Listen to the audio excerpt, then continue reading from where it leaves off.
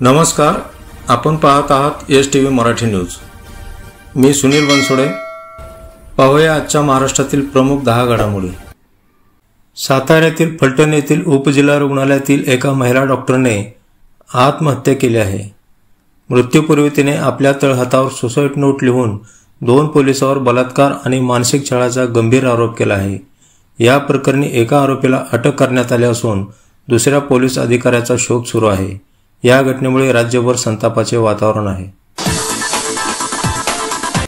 पालघर जिल्ह्याच्या डीपीडीसी बैठकीसाठी निघालेल्या पालकमंत्री गणेश नाईक यांना मुंबई अहमदाबाद राष्ट्रीय महामार्गावर वाहतूक कोंडीचा मोठा फटका बसला। स्थानिक नागरिक आणि विरोधी पक्षांनी या कोंडीवरून सत्ताधाऱ्यावर जोरदार टीका केली आहे। पायाभूत सुविधांवर तातडीने लक्ष देण्याची मागणी आता जोर धरू लागली आहे। अतिवृष्टीमुळे खचलेल्या व बुजलेल्या विहिरीतील गाळ काढण्यासाठी शासनाकडून अपुरी मदत मिळत असल्याचा आरोप करत धाराशिवमधील शेतकरी संतप्त झाले आहेत। अनेक ठिकाणी 1 फूट गाळ काढायला 10,000चा खर्च येत असताना 30,000च्या मदतीवर शेतकरी संघटनांनी तीव्र आंदोलन छेडण्याचा इशारा दिला आहे। सोलापुरातील माढा पोलीस ठाण्याच्या हद्दीत विवाहित महिलेला फसवून लॉजवर नेत शारीरिक अत्याचार केल्याची धक्कादायक घटना उघडकीस आली आहे। या प्रकरणी धाराशिव येथील पंडित वसंत गोरे नावाच्या आरोपीविरुद्ध गुन्हा दाखल करण्यात आला असून पोलीस त्याचा शोध घेत आहेत। डॉ. बाबासाहेब आंबेडकर मराठवाडा विद्यापीठाने आगामी शैक्षणिक वर्षापासून पदवी आणि पदव्युत्तर अभ्यासक्रमांच्या प्रवेश प्रक्रियेत महत्त्वपूर्ण बदल जाहीर केले आहेत। यामुळे विद्यार्थ्यांना सोयीचे होणार असून प्रवेशाच्या तारखा लवकरच जाहीर केल्या जातील। मुंबईत एसटी बँकेच्या संचालक मंडळाच्या बैठकीत शिवसेना शिंदे गट आणि सदावर्ते गट यांच्यात जोरदार हाणामारी झाली। भ्रष्टाचाराचे आरोप आणि अपमानास्पद भाषेमुळे हा वाद विकोपाला गेला। या घटनेमुळे एसटी बँकेच्या कारभारावर प्रश्नचिन्ह निर्माण झाले आहे।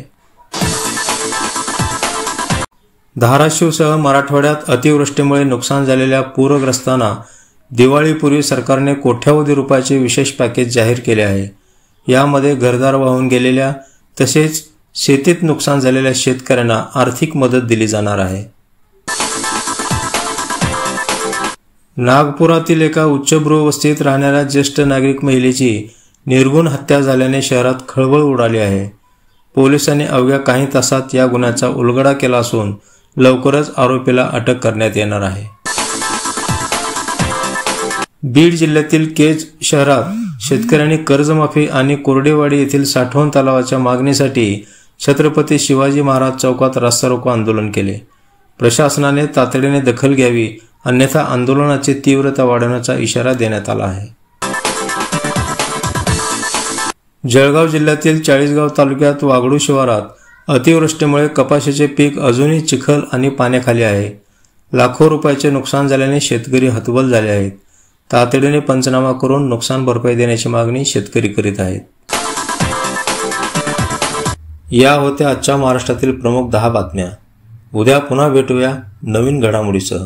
तोपर्यंत पाहत रहा एस.टी.व्ही. मराठी न्यूज। खरी बातमी, खरा आवाज।